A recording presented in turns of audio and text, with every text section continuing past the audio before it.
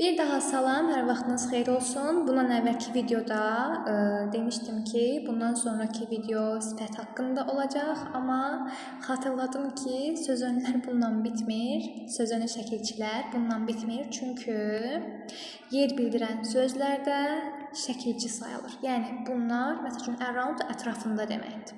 Niyə şəkilçi sayılır?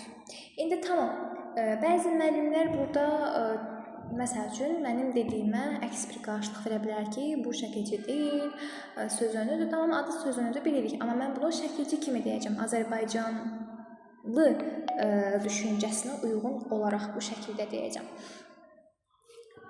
Şəkilçidir, çünki şəkilçi sözə qoşulur. Bunlar da sözə qoşulan şeylərdir. Yəni, ayrılıqda məna ifadə etməzlər heç vaxt. Ətrafında görürsünüz, nəyinsə ətrafında olmaq istəyir. Mütləq söz tələb edir. Demək, sözə qoşulduqda məna yaradan sözlər, ünsürlər, əstəğfurullah, sözlər deyil, ünsürlər, sözə qoşulduqda məna yaradan ünsürlər şəkilçidir. Və öndə gəlir, yer bildirən sözlər şəkilçidir və öndə gəlir. Around, ətrafında, across, o tayında, along, boyunca, daha sonra arasında sözü, between, bu iki nəfər arasında, among, iki nəfərdən çox arasında mənası ifadə edir. Between two couple, iki cütlük arasında, amma among the people şəklində, əgər xalq cəmaatdan söhbət edirsə, amongdan istifadə etmək lazımdır.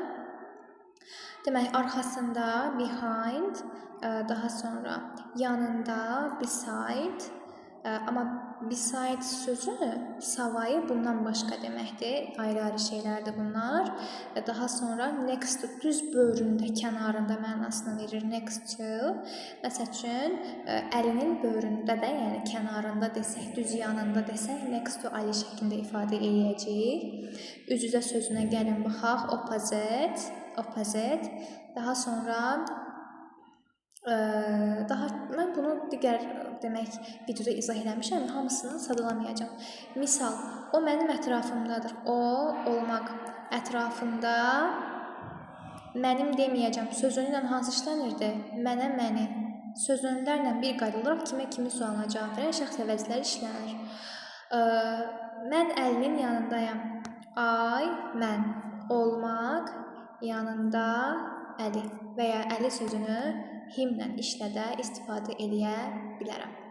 Bu, yer bildirən söz önlər təkcə bunlar deyil, digər videodakı bütün söz önləri dəftərinizə yazıb, mənalarını super şəkildə bilməyiniz lazımdır.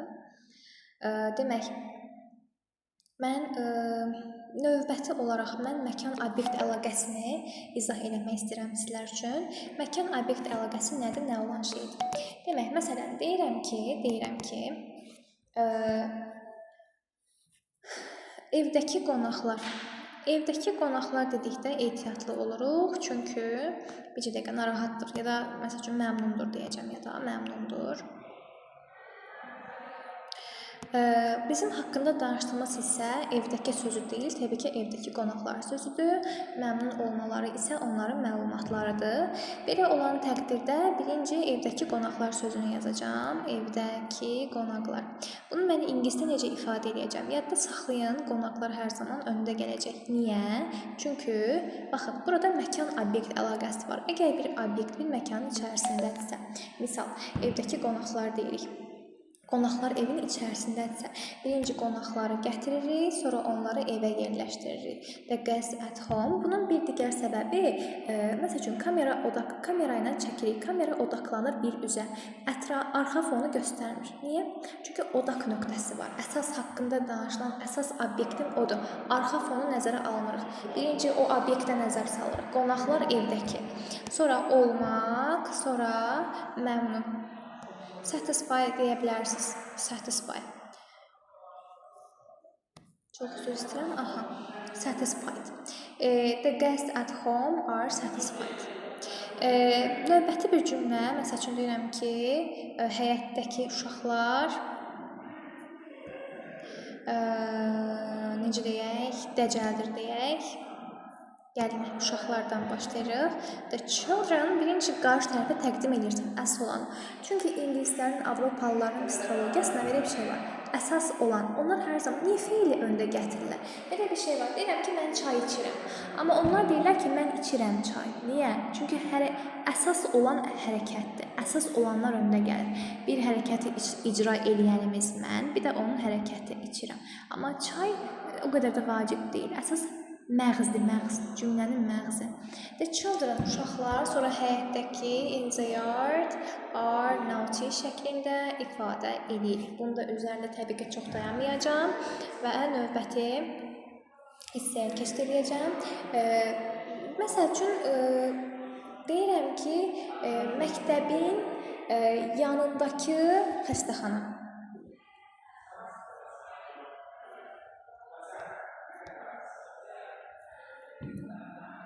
Məktəb yanındakı xəstəxana köhnədir. Demək, bunu dedikdə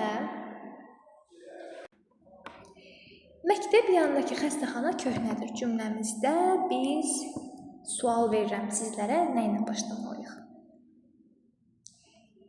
Məktəb sözünü deyənlər yanılır. Yanındakı sözünü deyənlər də yanılır, amma xəstəxana sözünü deyənləri alqışlayıram. Çünki, məsələn, evdəki qonaqlar deyəndə biz qonaqlarla başladıq, sonra evdəki dedik. Yəni qəsd, sonra da onun məkanı. Dadən də evin önündə gətirdik, çünki dadə aid olduğu məkanın önündə gəlir.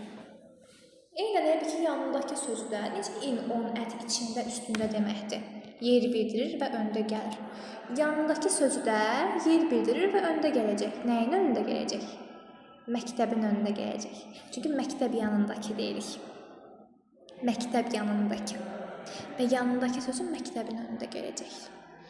Demək, the hospital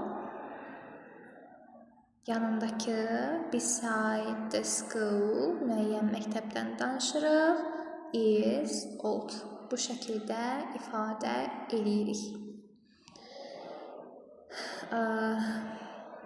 Demək, bu qədər hərəkə kifayətdir.